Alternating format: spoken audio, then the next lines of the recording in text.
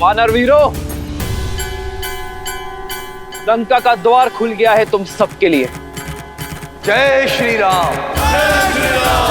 जय श्री राम। जय श्री राम। जय श्री राम। जय श्री राम। जय श्री राम। जय श्री राम। ये अकस्मात श्री राम की जय जयकार धीमी क्यों पड़ गई?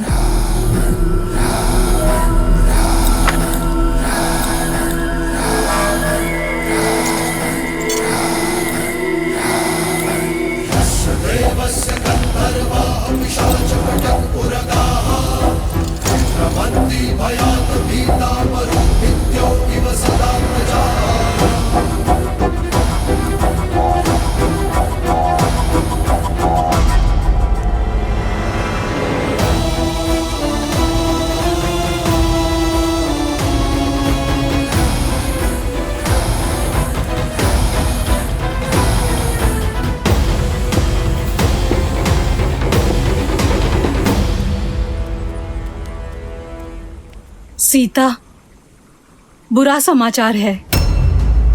न जाने ऐसा क्या हुआ कि लंकेश ने स्वयं रणभूमि में उतरकर इस खेल को समाप्त करने का निर्णय लिया है। और जहां रावण के पग पड़ते हैं, वहां छल बल की सीमा लांघी जाती है। वहां युद्ध नीति का हर नियम टूट जाता है। मेघ कितने भी घने काले हों,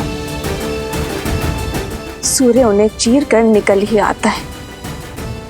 मेरे श्री राम के धर्म और कर्म के आगे रावण के अधर्म और अन्याय को घुटने टेकने ही होंगे त्रिजटा, जिनके आने मात्र से लंका थर-थर कांपने लगी है। लंका पर उन श्री राम की विजय पताका लहराना निश्चित है। रावण का अंत निश्चित है त्रिजटा।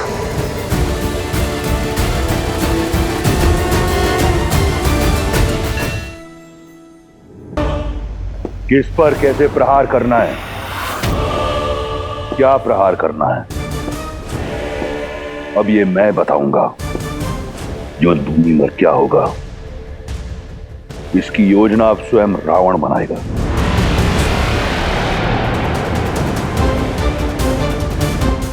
यहां उत्तर में राम और लक्ष्मण हैं।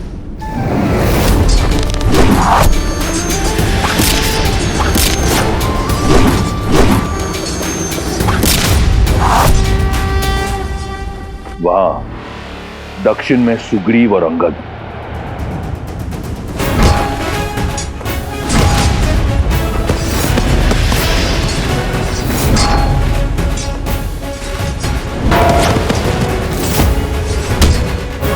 जय श्री राम।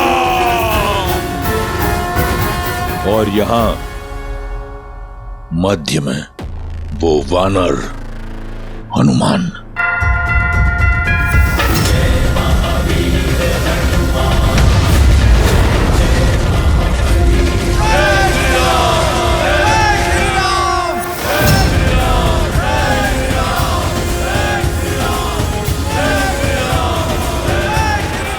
जब शत्रु रणभूमि में प्रबल हो तो उसे दुर्बल करने का सबसे अच्छा उपाय है उसके मुखिया पर वार करना। कुंभ, निकुंभ और अकंपन, तुम उत्तर में राम पर आक्रमण करोगे, उसे घेरोगे और उसे युद्ध में व्यस्त रखोगे। स्मरण रहे, केवल व्यस्त रखोगे। लक्ष्मण भी उसके साथ वहां व्यस्त रहेगा। महोदर और कंपन, तुम दक्षिण में सुग्रीव और अंगद की सेना पर आक्रमण करोगे और उन्हें छिन्न भिन्न करोगे। रास्त, तुम अपनी टुकड़ी के साथ पूर्व से आक्रमण करके सेना को उलझाकर रखोगे।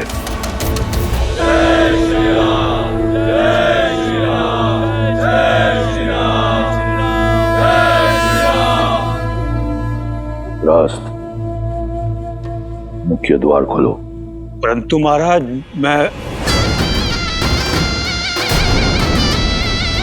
जब शत्रु का मनोबल इतना उच्च हो तो उसे तोड़ना आवश्यक है। रावण कोई हिसाब अधूरा नहीं छोड़ता।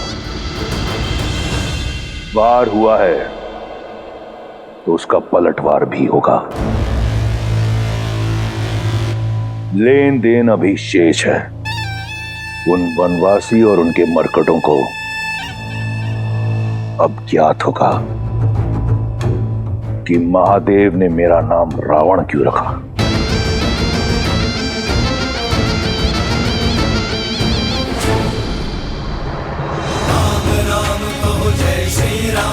दशरथ नंदन राजा राम, राम नाम भजते हनुमान, अवध बिहारी राजा राम। ओहो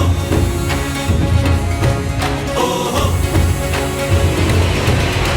पग पड़ते श्री राम के जहां, शौर्य लालिमा छा जाती। राम नाम का गूंजे गान तो मन में शक्ति भर जाती। ओहो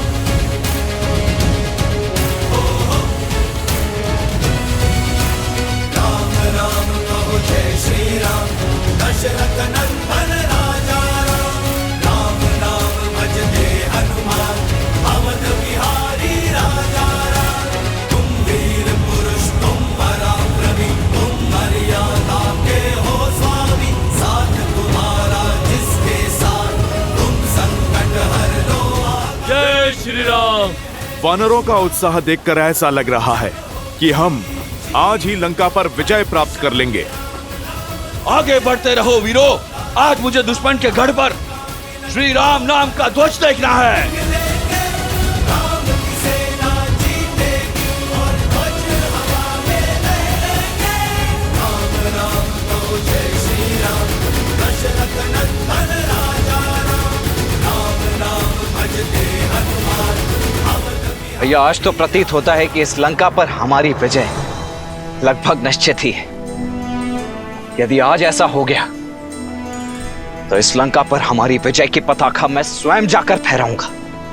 नहीं लक्ष्मण, विजय तब तक निश्चित नहीं है जब तक रावण का पतन ना हो।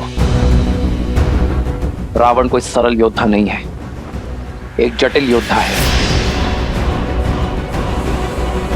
वो इसका उत्तर अवश्य देगा।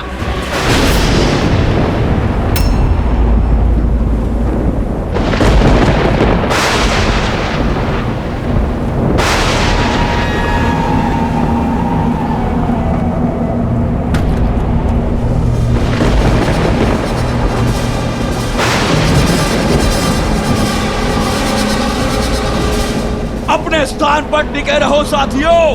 कोई भी एक कदम भी पीछे नहीं हटेगा। पीछे नहीं, केवल आगे बढ़ना है, विजय की ओर।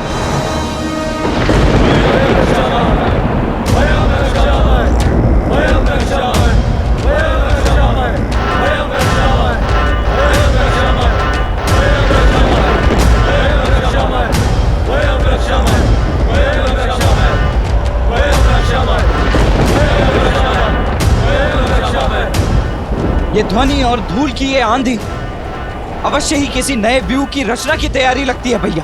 हाँ लक्ष्मण, हमें सतर्क रहना होगा कि केवल धूल की आंधी नहीं, इस धूल की आड़ में रावण की सेना प्रहार अवश्य करेगी। तो हम भी चुप नहीं बैठेंगे भैया, प्रतिकार तो अवश्य करेंगे। अंत में विजय हमारी होगी। इतनी सरलता से नहीं लक्ष्मण, क्योंकि सामने शत्रु बड़ा है।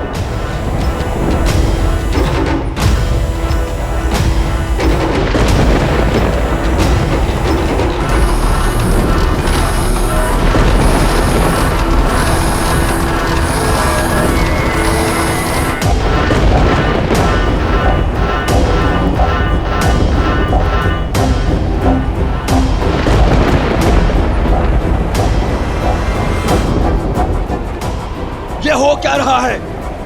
राक्षस सेना वानर सेना को मार्ग क्यों दे रही है? रोक क्यों नहीं रही है? मार्ग तो दे रहे हैं, किंतु वानरों को नहीं। हे प्रभु, रक्षा कीजिए। वानराज, हमारे सैनिकों को बीच से हटाइए। उन्हें पीछे हटने का आदेश दीजिए वानराज।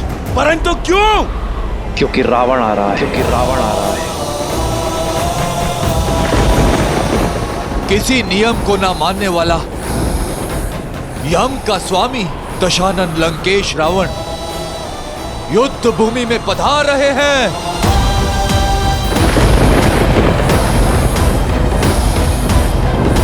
वानरराज, सेना को पीछे हटने का आदेश दीजिए वानरराज।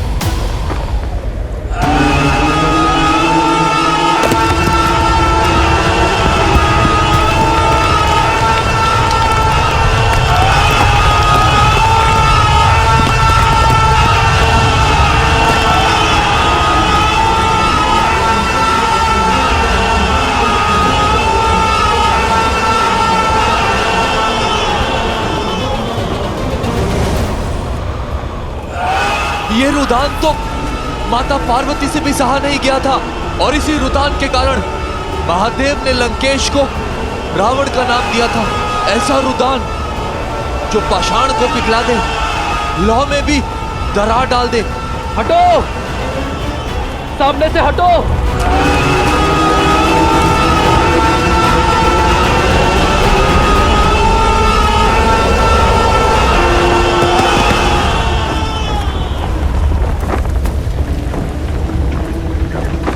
प्रभु, आज्ञा दीजिए। अवश्य हनुमान, सतर्क रहना। जय श्री राम।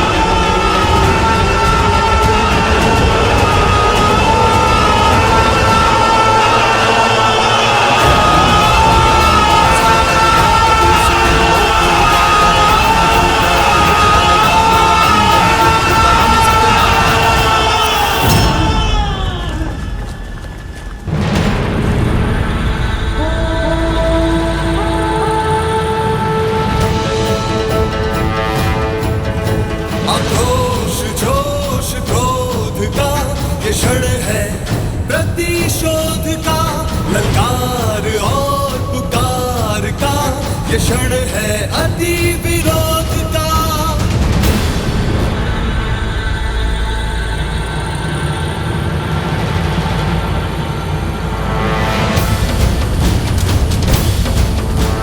नल नील विभीषण अंगद जानुबंद।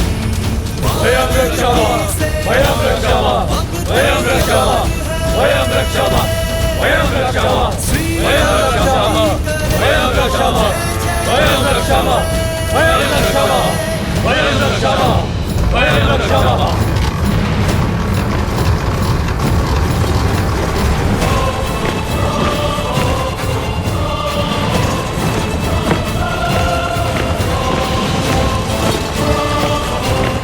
तो ये व्यू रचा है रावण ने। केवल ये नहीं महाराज, वहां देखिए।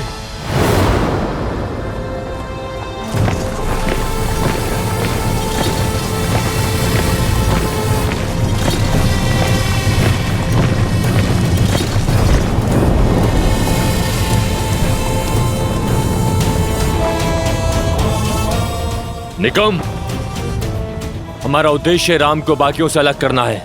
हाँ, उसके भाई लक्ष्मण को राम से दूर ले जाते हैं और उसके बाद इस लक्ष्मण से मैं निपटूंगा।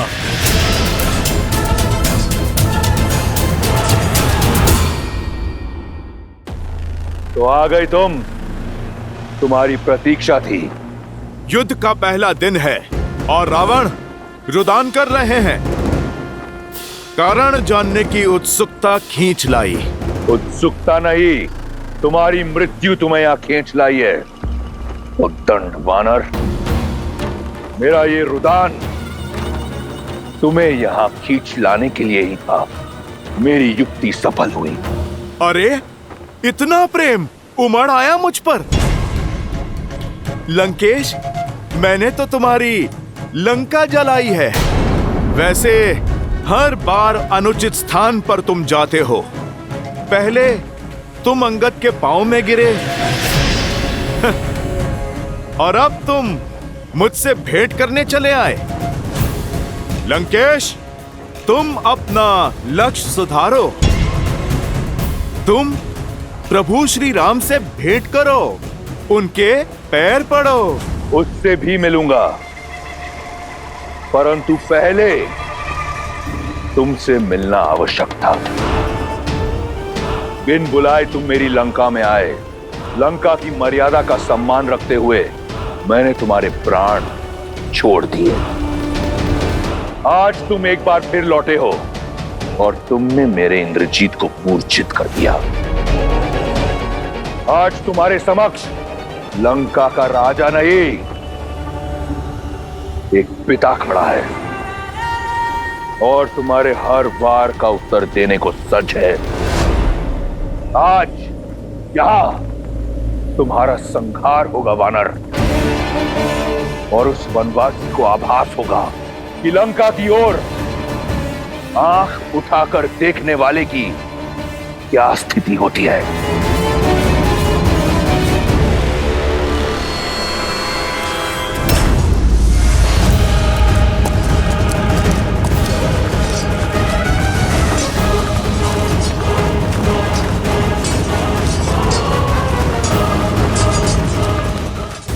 मुझे संदेह था, आज सिद्ध हो गया। अधिक बोलने का स्वभाव अपने पिता से ही आया होगा इंद्रजीत और अक्षय कुमार में। लंकेश, मर्यादा की बातें तुम्हारे मुख से अच्छी नहीं लगती। पराई स्त्री पर बुरी दृष्टि डालना ये कहां की मर्यादा थी लंकेश?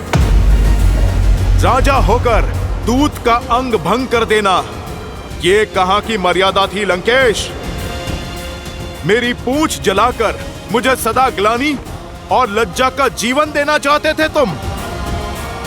मुझे मृत्यु से भी अधिक भयानक दंड देना चाहते थे तुम। ये तुम्हारी नीच सोच और उसी मर्यादा का जीता जागता उदाहरण है लंकेश। लंका के पतन के द्वार तुमने स्वयं खोले हैं। मैया सीता के हरण का महापाप करके, मेरे प्रभु का अपमान करके तुम मुझे दंड देने आए हो। लंकेश, दंड तो मैं दूंगा तुम्हें। मेरे प्रभु और मेरी माता के अपमान का। कैसी विडंबना है,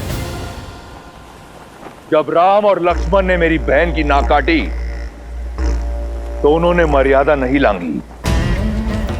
जब तुम्हें बंदी बनाने मेरा अक्षय कुमार आया तो तुमने उसका वध कर दिया। वो मर्यादा का उल्लंघन नहीं था। दंड स्वरूप जब मैंने सीता का हरण किया तो मैं महापापी, महाअज्ञानी। एक बात तो सिद्ध हो गई, तुम्हारे और मेरे बीच कोई बात नहीं हो सकती। और दूसरी कि तुम कोई साधारण वानर नहीं हो। और आज तुम्हें ज्ञात होगा कि तुम्हारा सामना जिससे है वो भी कोई साधारण राक्षस नहीं। बहुत हुई बातें, अब संहार होगा। जय